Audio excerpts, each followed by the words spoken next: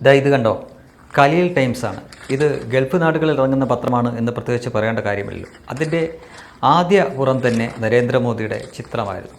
സ്വാഭാവികമായിട്ടും അതിൽ അത്ഭുതമില്ല എന്ന് നിങ്ങൾ കരുതും. കാരണം ഇന്ത്യൻ പ്രധാനമന്ത്രി ഗൾഫ് നാടുകളിൽ ചെന്നിരിക്കുന്നു, അവർ വാർത്തയാക്കണമെന്ന്.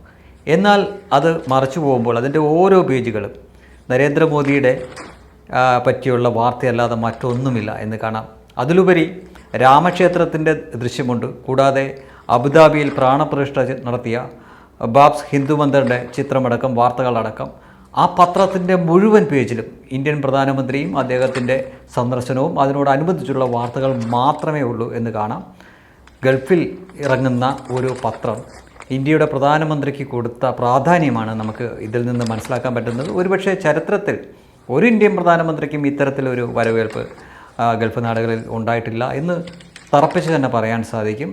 നമുക്കറിയാം, അദ്ദേഹം പ്രധാനമന്ത്രിയായാൽ ഗൾഫ് നാടുകൾ പെട്രോൾ തരില്ല എന്ന് നമ്മളെ പറഞ്ഞ് വിശ്വസിപ്പിക്കാൻ ശ്രമിച്ചിരുന്ന ഒരു കൂട്ടർ ഇവിടെ ഉണ്ടായിരുന്നു എന്ന് ഓർക്കുമ്പോഴാണ് ഇന്ന് അദ്ദേഹത്തിന്, നമ്മുടെ ഇന്ത്യൻ പ്രധാനമന്ത്രിക്ക് ഒരു വിദേശ രാജ്യമായ ഗൾഫ് നാടുകളിൽ കിട്ടുന്ന വരവേൽപ്പ് സ്വപ്നതുല്യം എന്ന് തീർത്തും പറയത്തക്ക തരത്തിൽ തന്നെയാണ് എന്ന് നമുക്ക് സമ്മതിക്കേണ്ടി വരുന്നു. ഒരുപക്ഷെ ഇവിടെയുള്ള മാധ്യമങ്ങൾ അവർ പോലും ഇത്രയേറെ പ്രാധാന്യം അതിന് കൊടുത്തിരുന്നോ എന്ന് സംശയമാണ്.